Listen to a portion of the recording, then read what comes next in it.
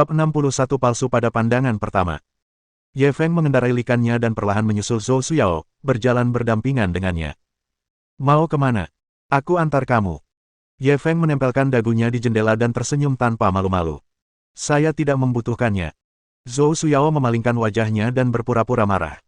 Tanda seru. Kamu benar-benar marah? Tanya Ye Feng meskipun tahu jawabannya. Zhou Suyao mengabaikannya dan terus berjalan. Ye Feng mempercepat lajunya dan menghentikan mobil sport di depannya, lalu dia keluar dari mobil. Ye Feng, kau pikir aku ini orang macam apa?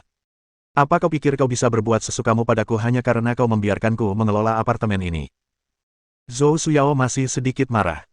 Aku jelas tidak bermaksud seperti itu. Ye Feng ragu-ragu. Tapi apa? Tanya Zhou Suyao. Hanya saja kamu terlalu cantik, aku tidak bisa menahannya. Ye Feng memberikan penjelasan yang sangat masuk akal. Puff. Zhou Suyao tak kuasa menahan tawa. Lidahnya licin sekali. Ye Feng merasa lega ketika melihat senyumnya di sela-sela air matanya. Ia melangkah maju dan menggenggam tangannya. Ayo pergi. Aku akan mentraktirmu makan sebagai permintaan maaf. Kalau begitu aku harus membuatmu membayarnya, ancam Zhou Suyao. Meski kedengarannya seperti ancaman, jelaslah bahwa dia telah memaafkan tindakan gegabah Ye Feng. Tidak masalah, kamu bisa pilih restoran mana saja di Zonghai. Ye Feng membantunya membuka pintu mobil. Ye Feng membawa Zhou Suyao ke Hotel Shangri-La, yang paling dekat. Dia telah mendengar dari Shen Baitian bahwa ada restoran berbintang di sini. Saat mereka berdua memasuki Hotel Shangri-La, Ye Feng tiba-tiba mendengar pemberitahuan sistem.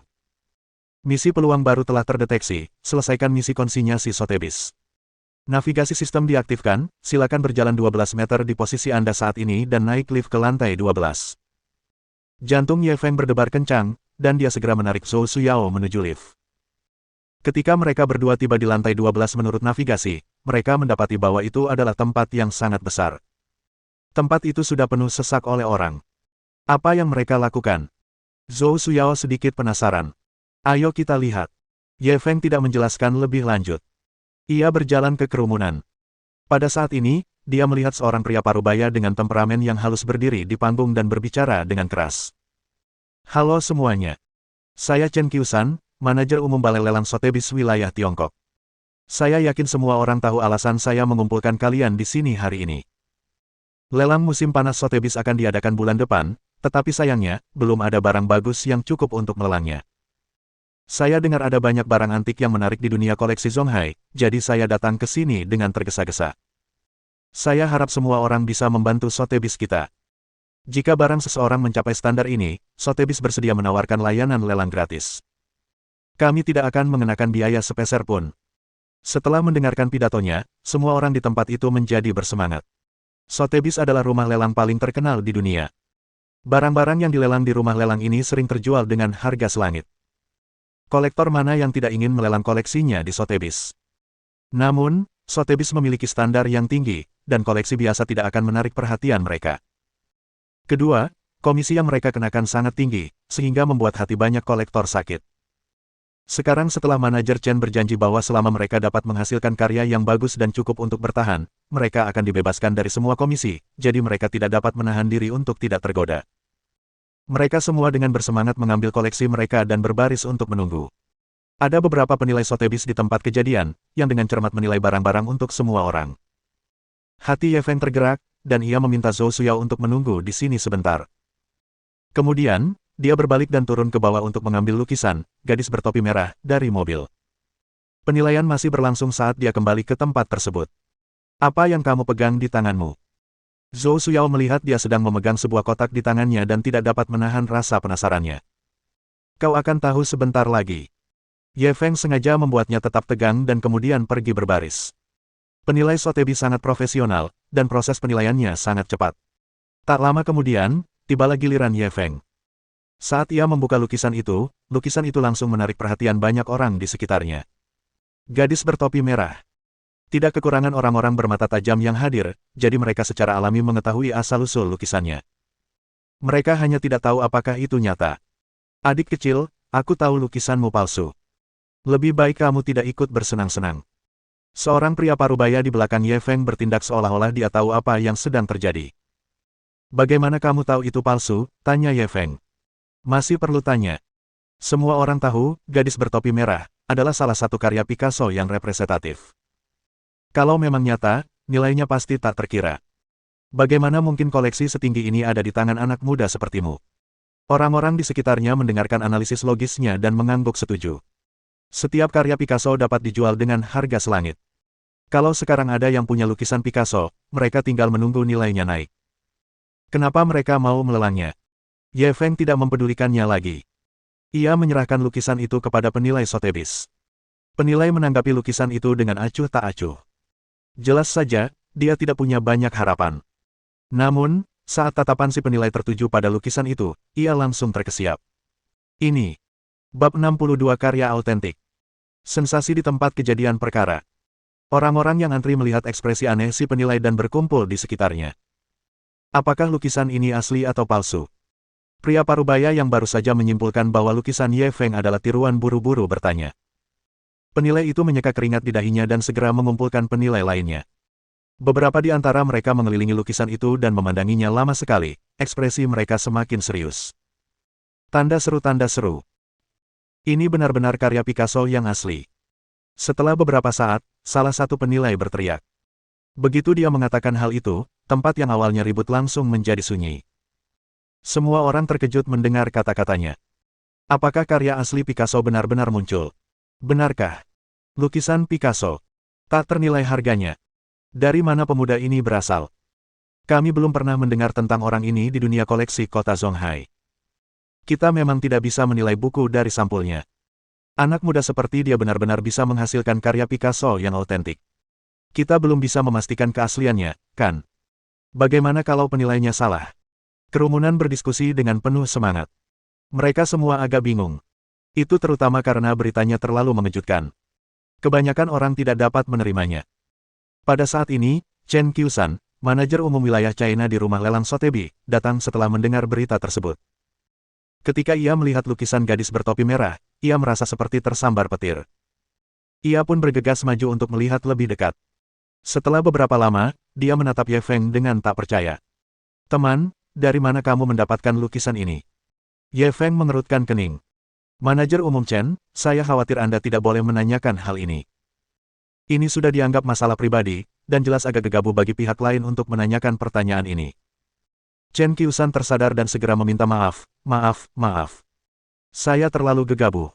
Saya terlalu terkejut. Lukisan ini sudah lama hilang. Saya tidak menyangka lukisan ini akan muncul kembali di kota Zonghai. Kata-katanya tidak diragukan lagi merupakan kata-kata terakhir. Bahkan manajer umum rumah lelang Sotheby telah mengonfirmasi bahwa itu adalah lukisan Picasso asli, jadi siapa yang berani mengatakan itu palsu? Dengan itu, seluruh tempat menjadi gempar. Mereka pasti telah menyaksikan sebagian sejarah. Orang hanya bisa membayangkan gelombang apa yang akan terjadi di dunia koleksi ketika berita tentang karya asli Picasso tersebar. Chen Qiusan memegang tangan Ye Feng dengan penuh semangat. Temanku, kau harus menyerahkan lukisan ini ke balai lelang Sotheby's kita. Harga awal lukisan ini setidaknya 500 juta, dan aku yakin harga transaksi akhirnya akan jauh lebih tinggi. Perkataannya sekali lagi menjatuhkan bom besar di tempat tersebut. Meskipun semua orang tahu bahwa lukisan Picasso tak ternilai harganya, mereka tidak menyangka harganya begitu mahal. Harga awalnya sebetulnya 500 juta. Bukankah ini agak menakutkan? Zhou Suyao, yang berdiri di samping Ye Feng, sangat terkejut hingga dia tidak bisa berbicara. Meskipun dia sudah tahu kekuatan Ye Feng. Namun, ketika dia dengan santai mengeluarkan lukisan yang bisa terjual lebih dari 500 juta, itu tetap membuatnya merasa itu tidak nyata. Itu 500 juta yuan. Bagi orang biasa seperti dia, itu pastilah sebuah angka astronomi yang tak terbayangkan.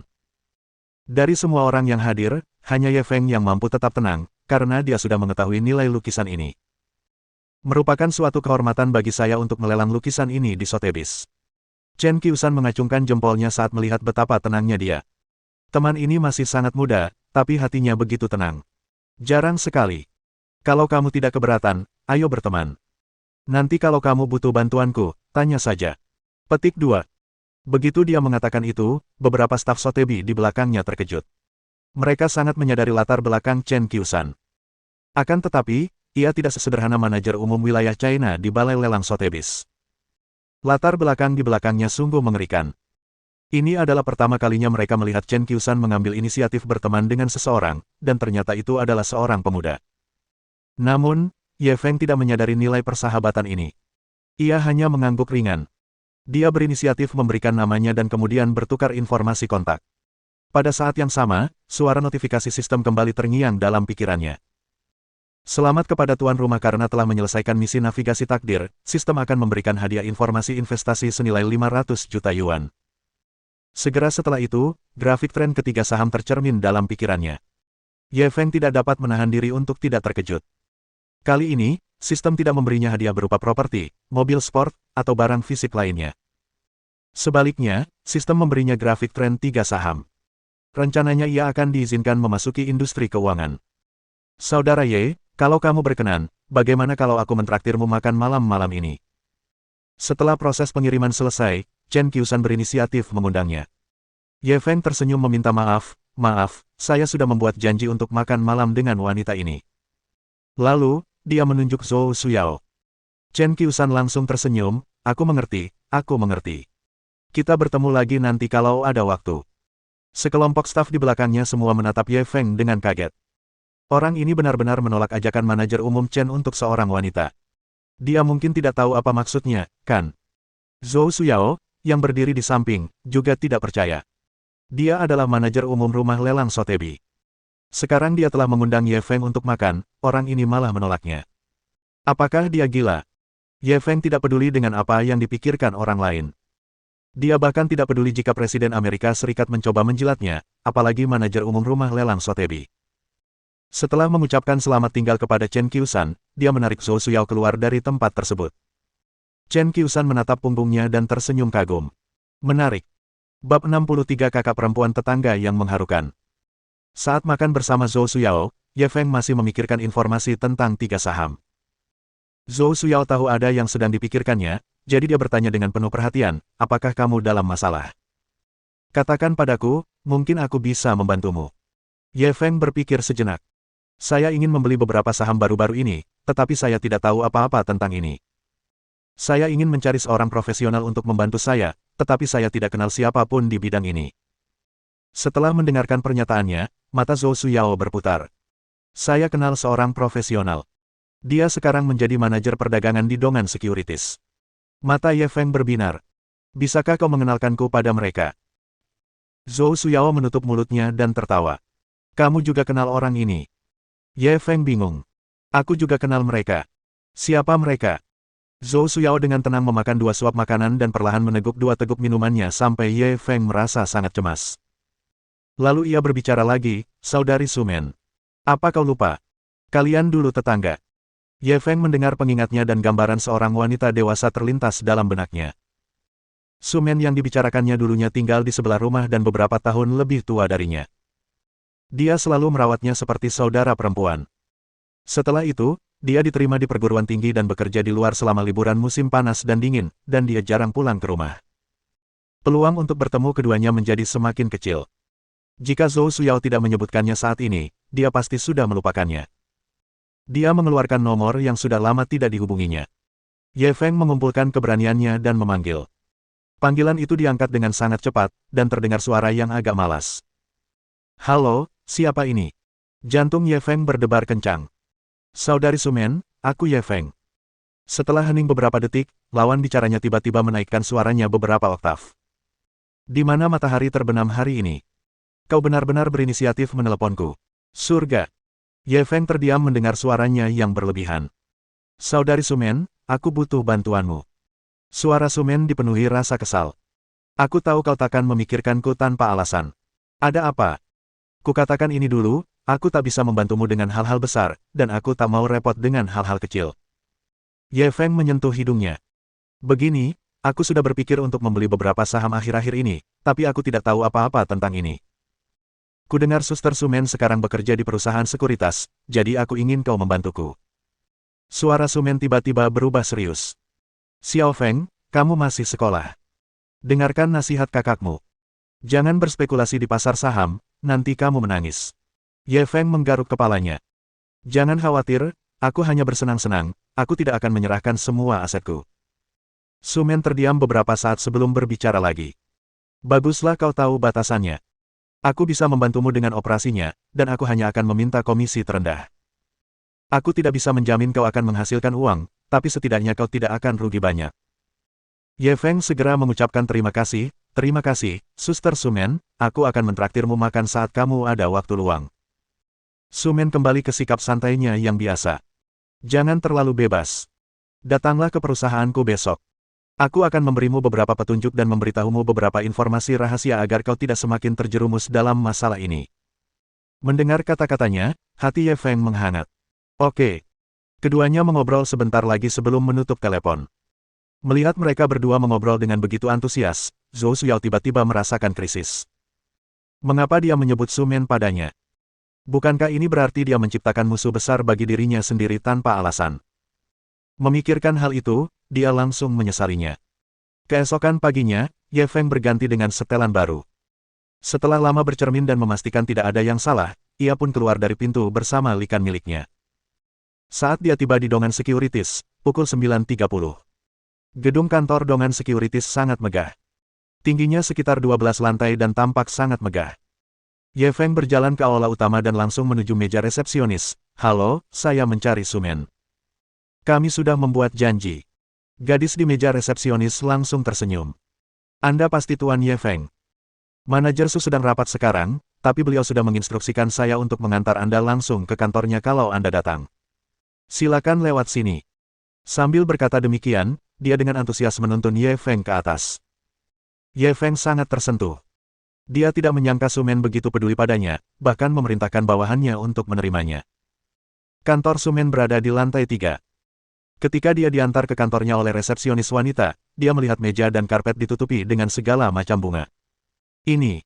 Ye Feng menatap resepsionis wanita itu dengan bingung. Ini semua hadiah dari para pelamar manajer Su. Kita harus meminta petugas kebersihan untuk membersihkannya setiap hari, dan besoknya akan terus menumpuk, jelas resepsionis wanita itu dengan nada iri. Manajermu, Su, cukup populer di kalangan pria. Ye Feng tak bisa menahan diri untuk tidak dipenuhi emosi. Bukan cuma laki-laki, kami para perempuan juga menyukai manajer Su. Dia cantik dan cakap. Dia panutan bagi kami semua perempuan.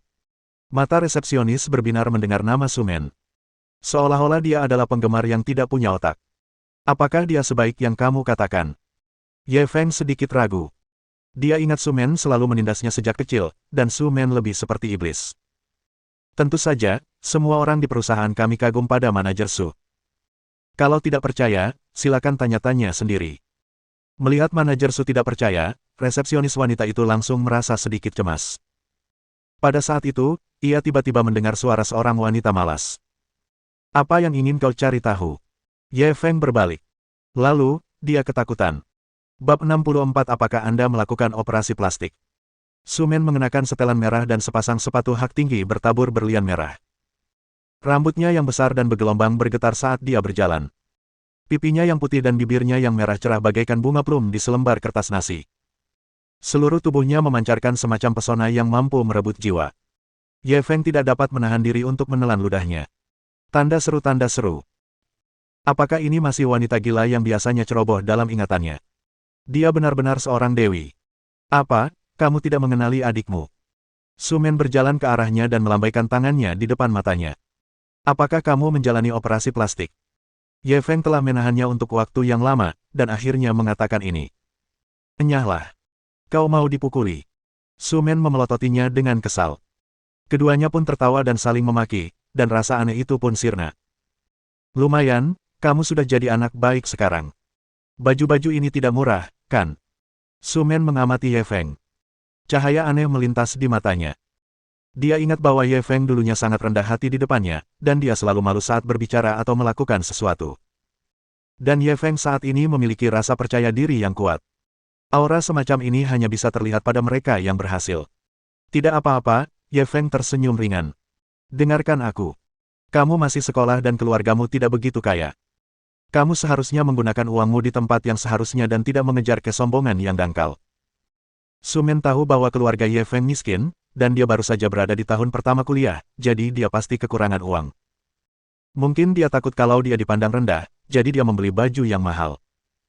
Ye Feng tahu niatnya baik, dan ia hanya bisa mengangguk setuju.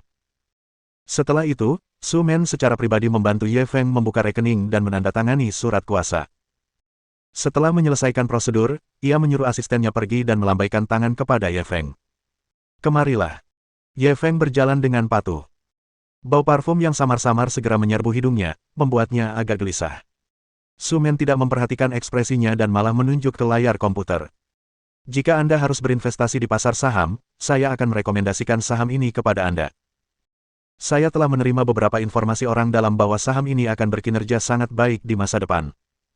Ye Feng menganggukkan kepalanya berulang kali sambil diam-diam mengamati Su Men. Harus kuakui, tetangga sebelah ini makin lama makin menawan. Tidak heran dia bisa menerima begitu banyak bunga segar setiap hari. Su Men menjelaskannya kepadanya selama lebih dari setengah jam. Akan tetapi, ia hanya mendengar sedikit karena ia menghabiskan sebagian besar waktunya mengamati Su Men. Baiklah, cukup sampai di sini untuk hari ini. Kamu tidak akan bisa mencerna terlalu banyak. Pikirkan lagi. Setelah kamu memutuskan saham mana yang akan dibeli, beritahu aku. Su Men berdiri dan meregangkan tubuhnya. Sosoknya yang ramping dapat dilihat sekilas. Ye Feng hampir muntah darah dan segera memalingkan muka. Kak Su Men, apa kamu ada waktu luang hari ini? Aku akan mentraktirmu makan. Su Men menghela napas. Masih banyak yang harus dilakukan hari ini. Kita tunggu saja hari berikutnya. Ye Feng mengangguk. Baiklah, sampai jumpa lain hari. Lalu, dia keluar dari kantor. Su Men secara pribadi mengantarnya ke lift. Para karyawan perusahaan keamanan yang lewat semuanya memandang dengan rasa ingin tahu. Manajer Su biasanya sangat dingin dan menyendiri. Para tamu yang diantarnya secara pribadi semuanya sangat terhormat. Siapakah pemuda ini? Setelah mengantar Ye Feng pergi, Su Men hendak kembali ke kantornya. Pada saat ini, seorang pria parubaya yang agak botak berjalan cepat. Manajer Su, apakah Anda akan mengantar tamu kita? Su Men mengerutkan kening saat melihat pria itu. Nama pria itu adalah Wang Changgeng dan dia adalah pesaing terbesarnya di Dongan Securities. Biasanya, agar bisa bersaing mendapatkan pelanggan, dia melakukan banyak hal curang padanya. Baik, Manajer Wang, ada yang bisa saya bantu. Pengalaman kerja bertahun-tahun telah melatih Su Men untuk menyembunyikan emosinya. Orang itu barusan adalah klien besar barumu. Wang Changgeng mengira pemuda itu adalah klien besar ketika melihat Su Men mengantarnya keluar. Bukan, dia tetangga saya. Dia masih kuliah dan ingin saya membantunya memilih beberapa saham untuk mendapatkan uang untuk biaya hidupnya. Su Men tidak menyembunyikan apapun. Mendengar ini, Wang Changgeng langsung menghela napas lega. Jadi mereka tetangga, Manajer Su, Anda masih punya waktu untuk membantu tetangga Anda berbisnis. Apa maksudmu? Tanya Su Men sambil tersenyum tipis. Wang Changgeng tersenyum penuh kemenangan. Kinerjamu bulan ini tidak terlalu bagus. Aku sudah jauh tertinggal. Manajer Su, kamu harus bekerja lebih keras. Su Men sangat terganggu dengan penampilannya yang sombong. Namun, pihak lainnya mengatakan kebenaran. Penampilannya bulan ini memang sangat buruk, dan dia benar-benar tertinggal dari pihak lain. Pihak lain mengejeknya, tetapi dia tidak bisa marah. Dia hendak berbalik dan pergi untuk menghindari ujung yang tajam. Saat itu, asistennya tiba-tiba berlari menghampiri. Kak Men, akun baru yang kamu kelola sudah membeli 3 saham sekaligus. Su Men tertegun sejenak sebelum bereaksi. Seharusnya Ye Feng yang membelinya, kan? Namun, dia hanya merekomendasikan satu kepadanya. Mengapa dia membeli 3 sekaligus? Orang ini ingin belajar berlari bahkan sebelum ia belajar merangkak. Berapa banyak yang dia beli? Tanya Su Men dengan acuh tak acuh. Dia membeli 100 juta untuk setiap saham. Asisten itu sangat bersemangat. Berapa harganya? Su Men dan Wang Changgeng berseru pada saat yang sama. 100 juta untuk masing-masing 3 saham. Ini adalah pesanan yang sangat besar. Bab 65. Apakah saya perlu menjelaskannya kepada Anda? Apakah kamu yakin tidak melakukan kesalahan? Su Men tertegun untuk waktu yang lama dan masih tidak bisa yakin. Asisten itu mengangguk yakin. Benar sekali. Saya sudah mengonfirmasinya beberapa kali. Dia memang membeli 3 saham senilai lebih dari 100 juta yuan. Wang Changgeng langsung memelototi Su Men. Manajer Su, bukankah Anda bilang pemuda itu hanya tetangga Anda? Bagaimana Anda akan menjelaskannya? Penampilannya bulan ini telah melampaui Su Men. Tanda seru tanda seru. Dan itu adalah satu-satunya masa dalam sejarah. Dia mengira bahwa dia akhirnya bisa mengangkat kepalanya tinggi-tinggi. Dia tidak menyangka bahwa sebelum dia sempat duduk, dia akan disusul oleh pihak lainnya. Dia sangat marah. Wajah Sumen menjadi gelap ketika mendengar nadanya. Perlukah aku menjelaskannya padamu? Ekspresi Wang Changgeng tiba-tiba menjadi sangat malu, dan dia berdiri di tempat untuk waktu yang lama, tidak dapat berbicara. Setelah sekian lama, ia tampak sedikit pulih dan berkata, "Baiklah, kamu menang. Kita lihat saja nanti." Setelah selesai berbicara, dia pergi dengan marah. Su Men mengabaikannya. Ia mengeluarkan ponselnya dan menelepon Ye Feng. "Ye Feng, apa kau membeli ketiga saham itu?" "Ya, ada apa?" Nada bicara Ye Feng sangat tenang, seolah-olah dia tidak membeli saham senilai 300 juta, melainkan 3 bungkus mie instan. "Dari mana kamu mendapatkan uang sebanyak itu?" Pikiran Su Men masih linglung. Ia tak percaya. "Saya menghasilkan banyak uang beberapa waktu lalu." Ye Feng mengarang alasan. 300 juta itu harta kecil. "Lalu berapa yang dianggap besar?" teriak Su Men dan menarik perhatian banyak orang yang lewat. Dia tidak bisa disalahkan karena membuat keributan. Dengan latar belakang keluarga Ye Feng, keberuntungan macam apa yang ia alami sehingga mampu memperoleh 300 juta. Jika dia tidak mengenal karakter Ye Feng, dia akan curiga bahwa Ye Feng sedang melakukan sesuatu yang ilegal. "Jangan khawatir, Saudari Men. Kau tidak mengerti maksudku. Uang ini jelas bersih." Ye Feng sudah menebak apa yang dipikirkannya, dan dia segera menjelaskannya. "Bagus. Tapi bukankah aku sudah merekomendasikan satu saham kepadamu? Kenapa kamu memutuskan untuk membeli 3 saham murahan itu?" Jantung Su Men yang baru saja tenang, kembali berdebar kencang. Dari pengalamannya selama bertahun-tahun, dia tahu bahwa ketiga saham yang dibeli Ye Feng tidak berjalan dengan baik. Bahkan bisa dikatakan sampah. Siapa yang akan membeli saham seperti itu? Saya pikir ketiga saham ini punya banyak potensi. Bagaimana kalau mereka menciptakan keajaiban? Nada bicara Ye Feng dipenuhi keyakinan. Su Men terkejut. "Apakah kamu punya informasi orang dalam?" Karena Ye Feng dapat memiliki aset ratusan juta dalam waktu sesingkat itu, dia mungkin benar-benar telah bergantung pada keberuntungan orang besar. Ye Feng tersenyum misterius. "Kalau Suster Su Men percaya padaku, kenapa kau tidak beli juga? Kalau untung, semua tanggung jawabmu. Kalau rugi, semua tanggung jawabku." Su Men meremehkan. "Aku tidak akan membeli saham sampah seperti itu." Mereka berdua mengobrol sebentar lagi sebelum menutup telepon. Su Men mengerutkan kening dan berpikir keras. Dari nada bicara Ye Feng, dia tampaknya sangat yakin dengan ketiga saham ini. Haruskah dia juga membelinya? Dia telah menabung sejumlah uang selama beberapa tahun terakhir, sekitar 5 juta.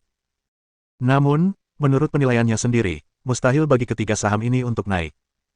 Bagaimana jika semuanya sia-sia? Asisten di sampingnya melihatnya mengerutkan kening dan tak kuasa menahan rasa khawatir. "Kakak Men, kamu baik-baik saja?"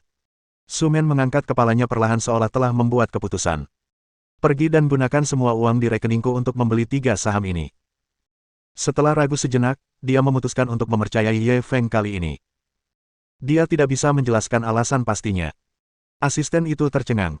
"Kak Men, kamu nggak bercanda, kan? Ketiga saham ini sedang anjlok. Ini seperti jurang maut." Tatapan Su Men berubah penuh tekad dan ia menirukan nada bicara Ye Feng. "Saya rasa ketiga saham ini punya banyak potensi. Bagaimana kalau mereka menciptakan keajaiban?" Asistennya tidak punya pilihan selain mengikuti instruksinya. Namun, dia diam-diam mencelanya dalam hatinya. Sister Men selalu menjadi orang yang teguh dalam urusan bisnis. Mengapa dia tampak seperti berubah menjadi orang yang berbeda setelah menelepon? Dia benar-benar gila. Waktu berlalu. Su Men sedang duduk di kantornya, menyeruput tehnya perlahan. Di permukaan, dia tampak sangat tenang. Akan tetapi, gelas berisi air di tangannya terus bergetar, menunjukkan kegugupannya. Dia bahkan tidak berani menyalakan komputernya. Dia takut melihat ketiga saham itu terus jatuh. Bagaimanapun, dia telah menginvestasikan semua asetnya. Jika dia kalah, kerja kerasnya selama bertahun-tahun akan sia-sia. Dia juga tidak tahu mengapa dia tergila-gila pada Ye Feng. Sudah terlambat untuk menyesalinya sekarang. Dia hanya bisa menyerahkannya pada takdir. Tepat saat dia merasa sangat tersiksa, pintu kantor tiba-tiba didorong terbuka. Asisten itu masuk dengan panik. Saudari Men, ketiga saham itu." Karena terlalu bersemangat, dia bahkan tidak bisa berbicara dengan jelas. Jantung Su Men berdebar kencang. Mungkinkah jantungnya anjlok? Ketiga saham itu naik dengan sangat cepat. Asisten itu menyesap air dari gelas Su Men dan berseru. "Benarkah? Berapa kenaikannya?" Su Men langsung berdiri karena terkejut. Sudah naik sejak 10 menit yang lalu, dan naiknya sangat cepat.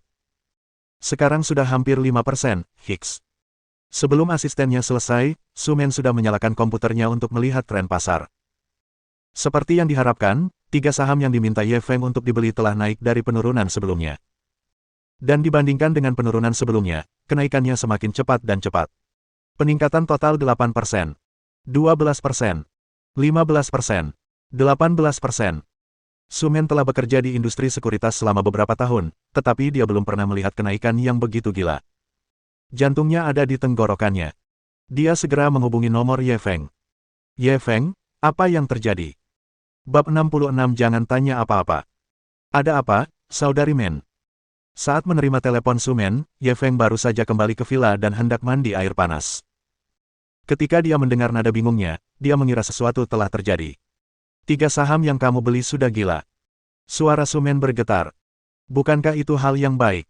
Kenapa kamu panik? Ye Feng merasa lega dan berjalan ke bak mandi. Tanda seru. Bagaimana mungkin aku tidak panik? Aku sudah bertahun-tahun berkecimpung di industri ini, tapi belum pernah melihat lonjakan pasar yang begitu gila.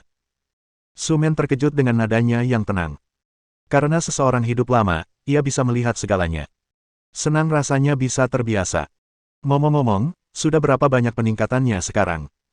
Ye Feng mengambil segelas anggur merah dari tepi bak mandi dan memutarnya di tangannya. Ia merasa sangat puas. Sekarang, setelah menambahkan 10 kerugian yang telah kita atasi, kita sudah mengakumulasi peningkatan sebesar 18%. Tidak, ini sudah 20%. Mari kita hentikan selagi bisa. Sumen menyadari bahwa saat dia berbicara dengan Ye Feng, beban pikirannya bertambah 2%.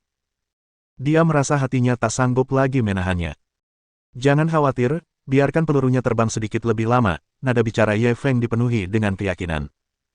Ye Feng, dengarkan saranku. Keserakahan yang tak terpuaskan adalah hal terburuk di pasar saham. Kita sudah mendapatkan cukup banyak. Ayo kita jual. Sumen sedikit cemas. Lakukan saja apa yang kukatakan. Jual saja saat harga saham naik menjadi 30%. Ye Feng memberikan sebuah angka. Sistem itu memberitahu dia kapan harus membeli dan kapan harus menjual. Itulah sebabnya dia bisa duduk di pinggir lapangan. Melihat bahwa dia tidak dapat membujuknya, Sumen tidak punya pilihan selain menutup telepon. Tetapi dia tidak bisa melupakan hal itu, dia hanya bisa menatap tren pasar. Bahkan fluktuasi sekecil apapun akan membuatnya gugup. Lalu, dia melihat 3 saham melonjak di depan matanya. Total peningkatan 23%. Selain bagian yang merugi, ada peningkatan sebesar 25%. Total peningkatan 27%. Keuntungan 30%. Semakin jauh garis K bergerak, semakin lambat peningkatannya. Cepat dan buang semuanya. Sumen melihat bahwa ketiga saham telah mencapai titik kritis yang disebutkan Ye Feng, dia segera berteriak. Asisten kecil itu kembali sadar dan segera mulai mengoperasikannya. Bahkan Sumen belum pernah melihat peningkatan popularitas yang begitu gila, apalagi asisten kecil seperti dia. Tangannya masih gemetar saat mengoperasikan komputer. Pada saat yang sama, dia dipenuhi dengan penyesalan. Kalau saja dia tahu ketiga saham itu akan naik dengan kecepatan gila-gilaan, dia pasti sudah membelinya bersama Sumen. Dalam waktu sesingkat itu, jumlahnya meningkat 30%. Ini hanya sekadar mengumpulkan uang. Sungguh menggelikan bahwa dia baru saja mengejek Sumen karena sudah gila. Jadi dia badutnya. Dengan manipulasi asisten, ketiga saham terjual. Sumen terjatuh di kursi seakan-akan dia mengalami dehidrasi. Proses yang menggetarkan jiwa tadi tidak ada bedanya dengan perang. Dia benar-benar kelelahan. Namun, panen kali ini terlalu besar. Hanya dalam waktu singkat, setelah dikurangi modal 5 juta dan sejumlah biaya pemrosesan, ia telah meraup untung hampir 1,5 juta. Ini membuatnya merasa tidak nyata. Dia telah bekerja keras selama bertahun-tahun dan hanya menabung lebih dari 5 juta yuan. Dalam waktu sesingkat itu, dia telah memperoleh hampir setengah dari kekayaan bersihnya. Ini sungguh gila. Namun, dibandingkan dengan Ye Feng, penghasilannya tidak ada apa-apanya. Setelah operasi jangka pendek ini, aset Ye Feng telah meningkat sebesar 90 juta. Itu sungguh mengerikan. Tepat saat dia sedang linglung. Tiba-tiba, ia mendengar asistennya berseru, harganya anjlok. Saudari Men, ketiga saham itu sudah mulai anjlok. Sumen segera berbalik dan melihat 3 saham yang tadinya melambung tinggi, tiba-tiba anjlok tanpa peringatan apapun. Hanya dalam 10 menit, harganya jatuh kembali ke titik terendah saat dia membelinya. Dan hujan terus turun, tanpa ada tanda-tanda akan berakhir. Hal ini membuatnya berkeringat dingin. Jika dia menjualnya sedikit lebih lambat, konsekuensinya tidak akan terbayangkan. Pada saat yang sama, sebuah pertanyaan besar muncul di benaknya. Bagaimana prediksi Ye Feng menjadi begitu akurat? Dia tidak hanya tahu bahwa ketiga saham ini akan naik tajam hari ini, tetapi dia juga dapat secara akurat menjualnya pada titik tertinggi. Mungkinkah dia memiliki suatu kemampuan khusus? Memikirkan hal ini, dia segera mengangkat teleponnya dan menelepon Ye Feng. Kau sudah membuang semuanya. Sebelum dia sempat berbicara, Ye Feng sudah bertanya. Ye Feng, katakan yang sebenarnya padaku, apa yang sedang kau lakukan? Sebelum dia sempat bertanya, Ye Feng memotongnya. Jangan tanya apa-apa. Aku tidak akan memberitahumu bahkan jika kau bertanya. Su Men tertawa mendengar kata-katanya. Sesungguhnya setiap orang memiliki rahasia yang tidak manusiawi. Mengapa dia repot-repot menyelidiki hal itu? Bagaimanapun, dia telah memperoleh keuntungan besar kali ini. Seseorang harus tahu kapan harus berhenti. Baiklah, aku tidak akan bertanya lagi. Apakah kamu ada waktu luang nanti? Aku akan mentraktirmu teh. Su Men berinisiatif untuk mengundangnya. Aku sudah membantumu menghasilkan uang sebanyak itu, dan kau hanya akan mentraktirku teh. Apa kau tidak pelit? Ye Feng tertawa dan menggoda. Lalu kamu mau makan apa? Kamu bisa pilih restoran mana saja di Zonghai. Su Men sedang bersemangat saat ada acara bahagia, jadi kata-katanya agak berlebihan. Lupakan saja, ayo kita minum teh. Kirimkan alamatnya nanti. Ye Feng menutup telepon dan berganti ke setelan baru. Kemudian, dia mengendarai Ferrari Enzo dan bergegas menuju tempat yang telah disepakati untuk bertemu Su Men. Tepat saat dia menyenandungkan lagu dan menikmati pemandangan di sepanjang jalan, notifikasi sistem bergema lagi di benaknya. Misi perburuan harta karun baru terdeteksi, batu giok mentah hijau kekaisaran. Navigasi sistem diaktifkan, silakan berkendara di sepanjang jalan saat ini dan belok kanan setelah 100 meter. Ye Feng tertegun. Misi perburuan harta karun baru. Dia segera mengirim pesan kepada Su Men, mengatakan bahwa dia mengalami masalah di jalan dan akan sedikit terlambat. Kemudian, dia mengikuti rute yang disediakan oleh sistem navigasi sistem dan mengubah arahnya. Bab 67 Saya tidak memahami dunia orang kaya. Ye Feng mengikuti navigasi sistem. Setelah sekitar setengah jam, mobil itu melaju ke lokasi konstruksi. Para pekerja yang sedang sibuk dengan pekerjaan mereka, melihat sebuah mobil sport yang sangat keren melaju masuk. Mereka semua meletakkan pekerjaan mereka dan memandanginya dengan heran. Bagi orang-orang yang hidup di lapisan masyarakat bawah, mereka hanya melihat mobil sport tingkat ini di TV. Mereka tidak menyangka akan melihatnya dalam kenyataan. Tanda seru tanda seru. Akibat banyaknya lubang di jalan, mobil sport itu tidak dapat melaju. Ye Feng tidak punya pilihan selain memarkir mobilnya di luar lokasi konstruksi dan terus berjalan sesuai dengan navigasi sistem. Setelah beberapa saat, mereka tiba di depan tumpukan batu yang hancur. Navigasi selesai. Mungkinkah batu giok mentah itu sebenarnya ada di tumpukan kerikil ini? Melihat gunung batu kecil itu, dia mulai berpikir untuk mundur. Akan tetapi, saat teringat batu giok mentah hijau kekaisaran yang tak ternilai harganya, dia menggertakkan giginya, menghentakkan kakinya, lalu memanjat tumpukan batu itu, dan mulai mencari. Para pekerja di lokasi konstruksi semua menatap Ye Feng dengan linglung. Mereka tidak tahu mengapa orang kaya ini tiba-tiba menjadi gila dan mulai memindahkan batu. Mereka tidak tahu dan tidak berani bertanya. Lagi pula, Ye Feng adalah seorang mahasiswa yang tidak pernah berolahraga. Ia lelah setelah bergerak cukup lama, sehingga ia harus berhenti. Lalu, ia melambaikan tangan kepada beberapa pekerja yang sedang menyaksikan keributan tak jauh dari situ. Bantu saya memindahkan barang-barang ini. Setelah selesai, saya akan memberi kalian masing-masing 1.000 yuan. Ketika para pekerja mendengar bahwa dia butuh bantuan, mereka secara naluriah ingin menolak. Lagi pula, sungguh menyenangkan melihat orang kaya bekerja seperti anjing di depan mereka. Akan tetapi, saat mereka mendengar ada hadiah 1.000 yuan, mereka tidak lagi berminat menonton pertunjukan itu dan langsung bergegas. Mereka bekerja keras di lokasi konstruksi dan hanya menghasilkan 200 yuan sehari. Sekarang, mereka bisa mendapatkan 1.000 hanya dengan memindahkan setumpuk batu. Ini hanyalah kue yang jatuh dari langit. Harus dikatakan bahwa ada spesialisasi di setiap bidang. Kecepatan para pekerja ini memindahkan batu berkali-kali lipat lebih cepat daripada Ye Feng. Hanya dalam waktu singkat, lebih dari separuh batu telah dipindahkan. Tepat pada saat ini, Ye Feng tiba-tiba melihat seorang pekerja membawa batu hitam. Pekerja itu masih mengumpat, batu ini berat sekali. Ye Feng bergegas maju tanpa berkata apa-apa dan merebut batu itu dari tangannya. Sebelum dia bisa melihat lebih dekat, dia mendengar suara pemberitahuan sistem di telinganya lagi. Selamat kepada tuan rumah karena telah menyelesaikan navigasi perburuan harta karun, Anda telah menerima hadiah sistem tambahan, semua saham Zonghai Hot Springs Resort akan dihargai 600 juta yuan. Ye Feng langsung gembira. Ia terlalu malas untuk melihatnya, dan langsung memasukkan batu giok mentah itu ke dalam bagasi. Kemudian, dia mengambil setumpuk uang tunai dan melemparkannya ke para pekerja tanpa menghitungnya. Lalu, dia pergi dengan Ferrarinya. Beberapa orang tertinggal dalam kebingungan. Saya tidak mengerti dunia orang kaya. Ye Feng pergi ke ruang teh dan menemukan kamar pribadi yang dipesan Sumen. Dia melihatnya tengah minum teh perlahan-lahan di dalam.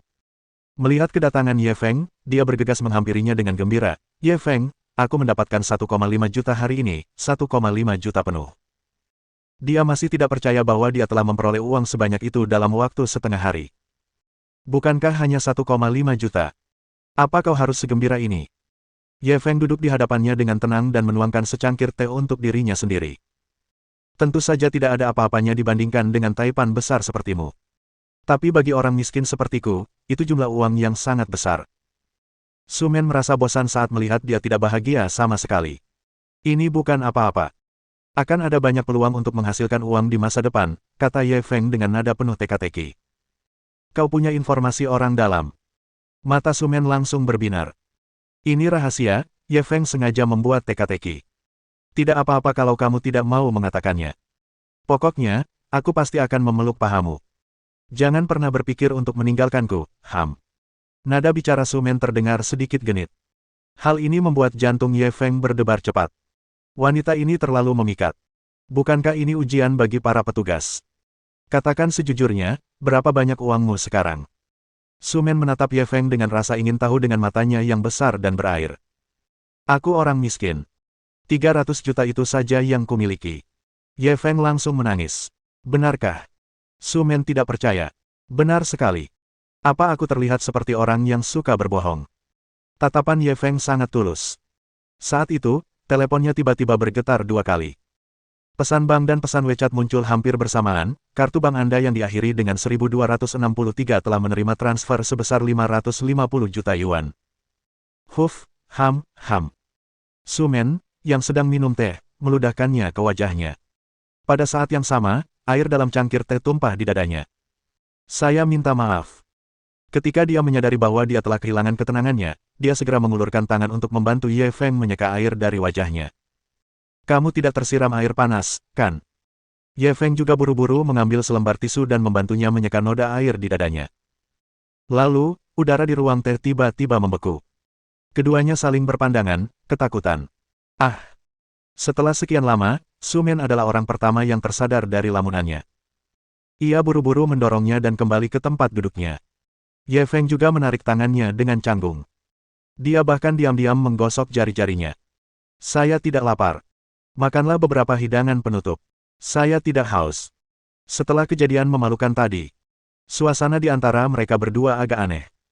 Pada saat ini, telepon Ye Feng tiba-tiba berdering. Dia merasa lega dan segera menjawab telepon. Halo, Tuan Ye. Lukisan Anda, gadis bertopi merah, telah terjual dengan total harga 550 juta yuan. Lukisan tersebut telah ditransfer ke kartu bank Anda. Apakah Anda sudah menerimanya? Sumen samar-samar dapat mendengar isi panggilan tersebut. Lalu, dia membuka mulutnya lebar-lebar karena terkejut. Sebuah lukisan dilelang seharga 550 juta. Bab 68 fungsi navigasi mendalam sistem diaktifkan. Panggilan itu dari manajer umum rumah lelang Sotheby, Chen Qiusan. Saya sudah menerimanya. Terima kasih, manajer Chen, jawab Ye Feng segera. Tuan Ye, Anda terlalu sopan. Anda telah berjasa besar bagi saya kali ini. Jika bukan karena lukisan Anda, saya pasti sudah kehilangan muka. Anda terlalu baik, manajer Chen. Saya tetap harus berterima kasih kepada Anda karena lukisan ini bisa terjual dengan harga setinggi itu. Baiklah, jangan terlalu formal. Kali ini, kita berteman. Kalau ada yang bisa kubantu nanti, beritahu saja. Tanda seru. Kebetulan sekali, aku punya sesuatu untuk ditanyakan padamu. Ye Feng tiba-tiba teringat sesuatu dan berbicara tergesa-gesa. Silakan, Chen Qiusan segera menyetujui. Baiklah, saya punya sepotong batu giok mentah yang ingin saya jual. Apakah Anda punya salurannya? Sikap Ye Feng sangat tulus. Hai, kukira itu masalah besar. Ternyata masalah sepele, ya. Chen Qiusan terdengar sedikit kecewa, tetapi dia memberikan jawaban cepat. Saya punya teman baik yang membuka toko judi batu di Zonghai. Saya akan ceritakan padanya, jadi kamu bisa langsung menemuinya. Kemudian, dia mengirim alamat ke Ye Feng. Terima kasih, Manajer Chen. Ye Feng mengobrol dengan Chen Qiusan sebentar sebelum menutup telepon. Su Men, yang telah menguping, bertanya, siapa Manajer Chen yang kamu bicarakan? Ye Feng mengangkat cangkir tehnya dan menyesapnya. Chen Qiusan dari Balai Lelang Sotheby's. Chen Qiusan. Su Men tertegun. Apa, dia sangat terkenal. Ye Feng melihat ekspresinya dan ingin tertawa. Dia bukan hanya terkenal, dia legenda di dunia bisnis. Banyak kasus bisnisnya telah ditulis dalam buku teks bisnis. Aku tidak menyangka kau mengenalnya. Sepertinya aku harus melihatmu dari sudut pandang yang baru. Tatapan Su Men ke arah Ye Feng dipenuhi rasa ingin tahu. Dia benar-benar tidak dapat memahami anak lelaki tetangganya yang telah dia lihat tumbuh dewasa ini. Apa yang dialami orang ini? Bagaimana perubahan drastis seperti itu bisa terjadi dalam waktu sesingkat itu? Ye Feng tidak dapat menahan perasaan sedikit tidak berdaya saat dia dinilai olehnya. Yang dilakukannya hanyalah mengenal Chen Qiusan. Apakah hal ini diperlukan? Mereka berdua minum teh sore. Karena Su Men masih memiliki pekerjaan yang harus dilakukan, dia kembali ke perusahaan terlebih dahulu. Sementara itu, Ye Feng membawa batu giok mentah ke tempat perjudian batu yang disebutkan Chen Qiusan. Ketika tiba di tempat tujuannya, dia langsung terpana oleh pemandangan di depannya. Sarang perjudian batu itu luasnya sedikitnya 10.000 meter persegi. Pasar itu dipenuhi kios-kios. Di atas kios itu terdapat tumpukan batu mentah berbagai ukuran. Tempat perjudian batu itu dipenuhi banyak orang, dan tampak berisik seperti pasar basah. Lagi pula, tidak sedikit orang di dunia yang ingin menjadi kaya dalam semalam. Ark. Biar aku mati saja, aku sudah kehilangan semua harta keluargaku, dan sekarang semuanya sudah habis. Apa gunanya aku hidup? Saat Ye Feng memasuki pasar, dia melihat seorang pria parubaya dengan rambut acak-acakan dan wajah kotor tengah merintih kesakitan. Namun tak lama kemudian, pria itu berhasil dibawa keluar oleh petugas keamanan. Dia masih bisa mendengar tangisannya yang menyayat hati dari jauh. Terus terang saja, judi batu bagaikan pisau yang mengarah ke surga dan pisau yang mengarah ke neraka. Beberapa orang akan menjadi kaya dalam semalam jika mereka memenangkan taruhan. Ada mobil mewah, wanita cantik, villa, dan segalanya.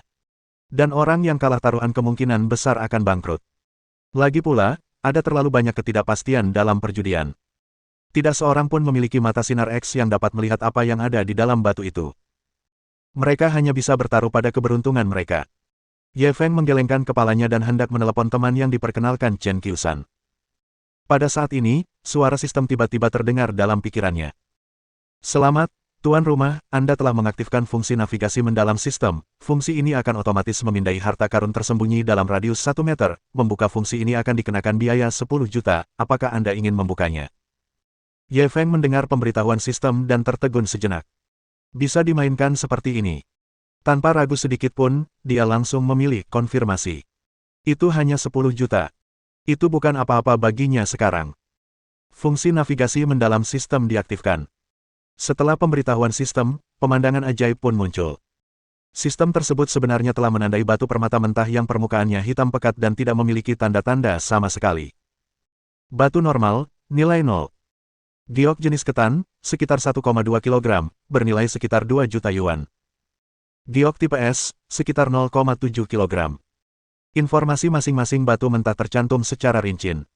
Jantung Ye Feng langsung berdebar 2 kali. Mereka hanyalah gunung emas. Selain itu adalah jenis yang bisa diambilnya kapan saja dia mau. Lalu, disinilah masalahnya muncul.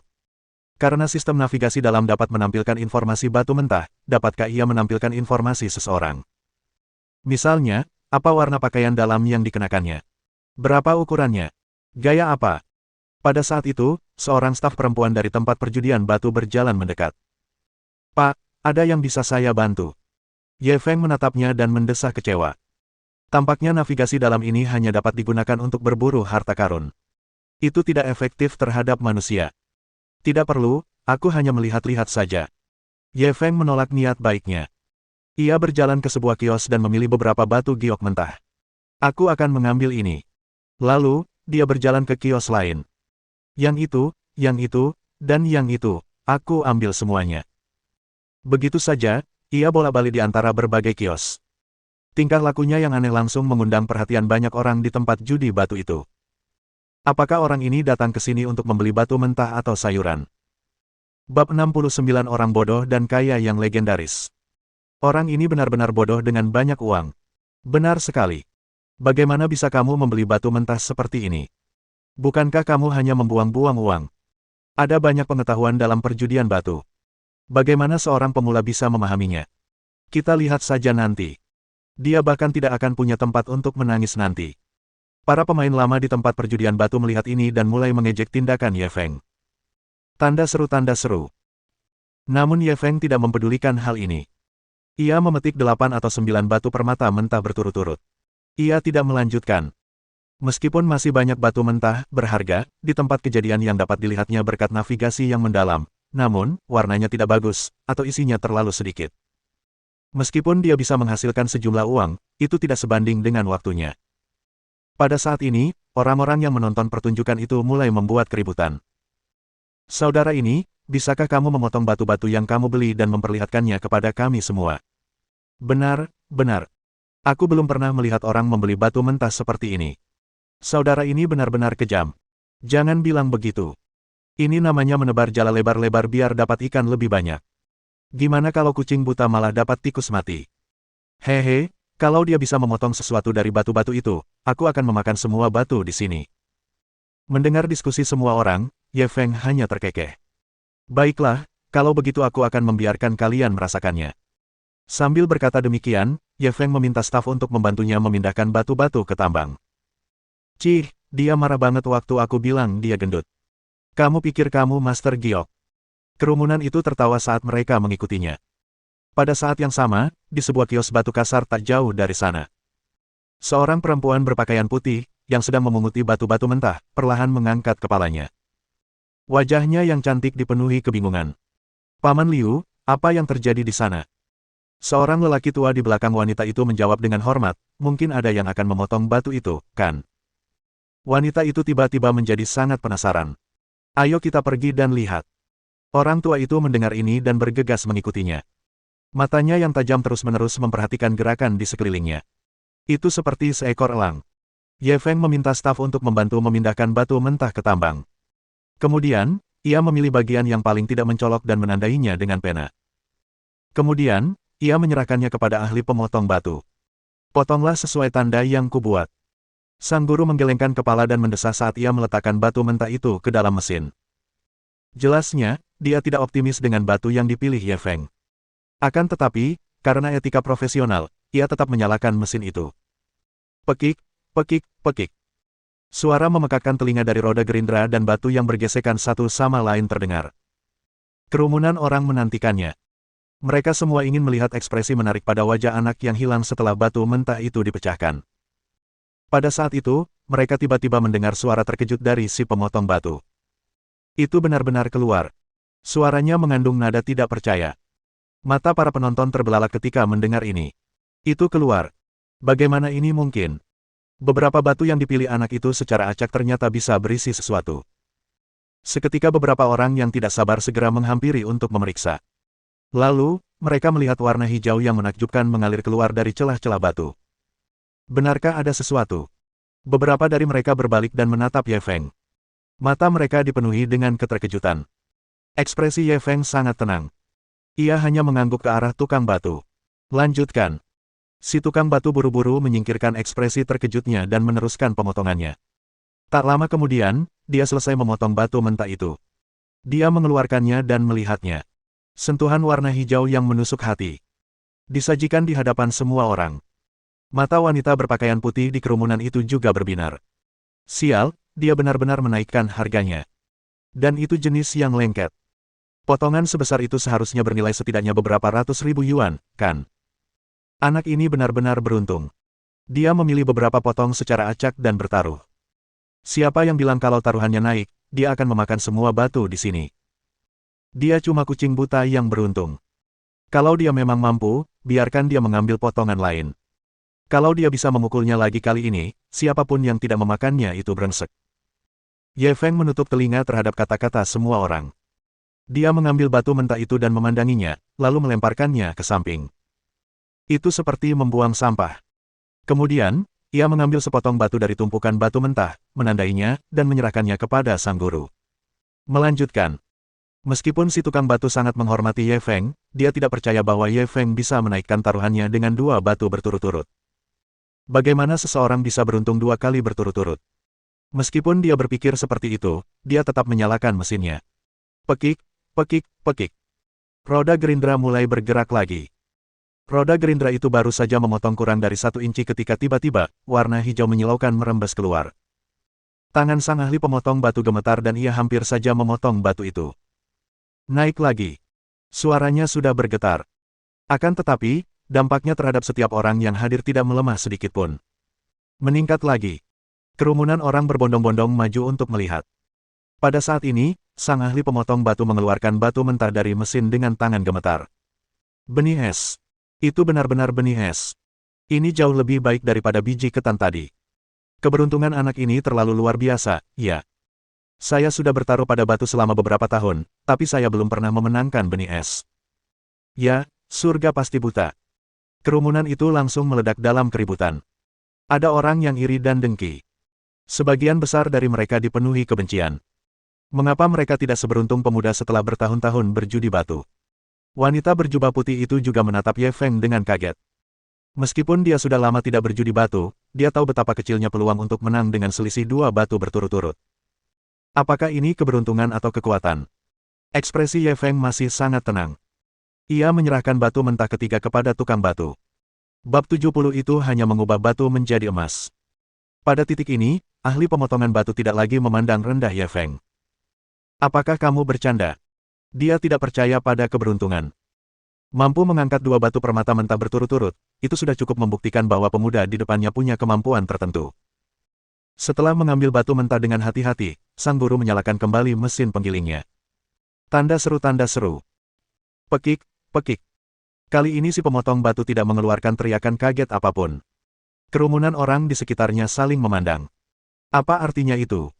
Mungkinkah masalah ini terpecahkan kali ini? Semua orang menghela napas lega.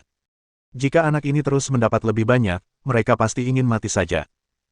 Namun, sebelum mereka bisa merayakannya, mereka melihat sang master mengeluarkan batu mentah dari mesin. Sentuhan warna hijau yang bahkan lebih mempesona dari 2 bagian sebelumnya muncul di depan mata semua orang. Jenis kaca. Kerumunan penonton seakan tersambar petir dan semuanya tertegun di tempat. Giok air jenis kaca sangatlah langka. Banyak pemain lama yang berjudi pada batu sepanjang hidup mereka namun tidak pernah menang. Dan pemuda ini, yang baru saja mereka tertawakan karena dianggap pecundang, ternyata berhasil mengenai 3 buah bola secara berturut-turut. Selain itu, potongan ketiga adalah jenis kaca yang langka. Bagaimana mereka bisa menanggung hal ini? Wanita berbaju putih itu berbalik dan menatap pria tua di belakangnya. Paman Liu, bagaimana menurutmu? Orang tua yang dipanggil, Paman Liu, menatap Ye Feng dengan tajam. Anak ini tidak sederhana. Wanita berpakaian putih itu tak dapat menahan diri untuk mendecak lidahnya. Ini adalah pertama kalinya dia mendengar Paman Liu memuji seorang pemuda begitu tinggi. Tampaknya orang ini memang menarik. Namun, masalah yang membuat semua orang tercengang belum berakhir. Batu keempat telah meningkat. Batu mawar kelima. Batu keenam bangkit lagi. Tak lama kemudian, 9 batu permata mentah milik Ye Feng terpotong seluruhnya. Semuanya punya batu, tanpa terkecuali. Sekarang, bahkan orang bodoh pun bisa melihatnya. Pemuda ini bukanlah seorang yang hilang, dia adalah seorang guru sejati. Tidak, dia bahkan lebih kuat dari seorang master. Kalau dia tidak bergerak, tidak apa-apa, tapi begitu dia bergerak, pasti akan naik. Ini hanya mengubah batu menjadi emas. Ketika semua orang menatap Ye Feng lagi, mereka dipenuhi kekaguman. Wanita berbaju putih itu berpikir sejenak dan berjalan ke arah Ye Feng. Halo, Tuan. Nama saya Su Jingxin. Bolehkah saya mengenal Anda? Ye Feng tertegun sejenak dan hendak menjawab. Saat itu, seorang pria parubaya yang gemuk berjalan cepat. Halo, apakah Anda Tuan Ye? Saya teman manajer Chen, Tian Daguang. Ye Feng tak peduli dengan Su Jingxin dan buru-buru berjabat tangan dengan Tian Daguang. Halo, Tuan Tian, manajer Chen seharusnya memberitahu Anda alasan saya di sini, kan? Tian Daguang mengangguk cepat. Dia bilang Tuan Ye punya batu mentah yang ingin dijual. Kamu teman Tuan Chen, jadi kamu juga temanku. Aku janji kamu tidak akan rugi. Ye Feng tersenyum tipis. Tuan Tian, tunggu sebentar, saya akan pergi mengambil batu mentah itu. Dia berbalik dan berjalan keluar dari tambang batu. Su Jingxin, yang diabaikan di sampingnya, sedikit mengernyit saat melihat ini. Ini adalah pertama kalinya dia mengambil inisiatif untuk berteman dengan lawan jenis. Dia tidak menyangka akan diabaikan oleh pihak lain. Orang ini, dia benar-benar berpura-pura. Tak lama kemudian, Ye Feng kembali dengan sepotong batu giok yang ditemukannya di lokasi konstruksi. Lalu, ia menggunakan spidol untuk menggambar garis di atasnya. Kemudian, dengan hati-hati ia menyerahkan batu itu kepada sang ahli pemotong dan terus mengingatkannya, hati-hati saat memotongnya. Sang guru yang sedang memotong batu tiba-tiba merasakan tekanan yang amat besar. Saat dia memotong tumpukan batu permata mentah tadi, pihak lain bahkan tidak memperingatkannya untuk berhati-hati. Akan tetapi, ia hanya menghargai batu mentah ini sampai batas tertentu. Mungkinkah ada sesuatu yang istimewa tentang batu ini? Kerumunan penonton dipenuhi dengan lebih banyak lagi antisipasi. Si pemotong batu menarik napas dalam-dalam dan memasang batu mentah pada pemotong batu. Kemudian, ia menyalakan roda gerindra. Pekik, pekik. Suara roda gerindra yang memotong batu mentah terdengar lagi. Semua orang menahan napas dan mendongak dengan penuh harap. Kada. Potongan pertama telah selesai. Sang tukang potong batu tertegun di tempat. Seolah-olah dia telah membatu. Tidak ada reaksi sama sekali. Bagaimana situasinya? Kenapa kamu berhenti? Guru, apa yang sedang Anda lakukan? Katakan sesuatu. Aduh, aku khawatir setengah mati, katakan yang sebenarnya. Melihat dia tidak bereaksi apa-apa, semua orang mulai mendesaknya. Setelah sekian lama, sang guru akhirnya sadar kembali. Lalu, dengan gemetar dia menurunkan batu kasar itu bersama jendela yang terbuka dan mengangkatnya di atas kepalanya seakan-akan dia sedang bersiarah. Imperial Green. Aku benar-benar membuka Imperial Green. Saat suaranya yang gembira terdengar, seluruh tambang tiba-tiba menjadi sunyi. Mata dan mulut semua orang terbelalak saat mereka menatap batu mentah itu, tercengang. Lampu hijau itu begitu memabukkan. Itu adalah warna terindah di dunia. Begitu indahnya hingga dapat menggerakkan jiwa. Tampaknya memiliki kekuatan sihir yang mematikan. Seseorang tidak dapat menahan diri untuk tidak asyik dengan hal itu. Su Jingxin juga terpana oleh pemandangan itu. Hijau Kekaisaran. Sesuai dengan namanya, ini adalah rajanya batu giok. Dikenal juga sebagai Zamrud. Sekalipun hanya seukuran ujung jari, itu cukup untuk menjadi pusaka keluarga. Batu mentah di depan mereka mungkin beratnya beberapa kilogram. Di depan Imperial Green, semua batu giok bagaikan batu di toilet. Seketika itu juga, kilaunya hilang. Bahkan Ye Feng sendiri sangat tertarik dengan hijau kekaisaran ini. Dia tidak menyangka warna Imperial Green begitu mempesona. Itu sungguh mempesona. Tian Daguang adalah yang pertama bereaksi dan segera menarik tangan Ye Feng. Tuan Ye, Anda harus menjual batu mentah ini kepada saya. Saya bersedia membelinya seharga 600 juta. Wus, wus. Begitu dia mengatakan hal ini, seluruh tambang menjadi gempar. 600 juta yuan. Sebuah batu telah menghasilkan uang yang tidak akan mampu ia habiskan meskipun ia menghabiskannya dalam beberapa kehidupan. Itu benar-benar membuat orang menjadi gila karena cemburu. Ye Feng bergumam pada dirinya sendiri sejenak, lalu menggelengkan kepalanya. Maaf, tapi saya tidak ingin menjual batu mentah ini.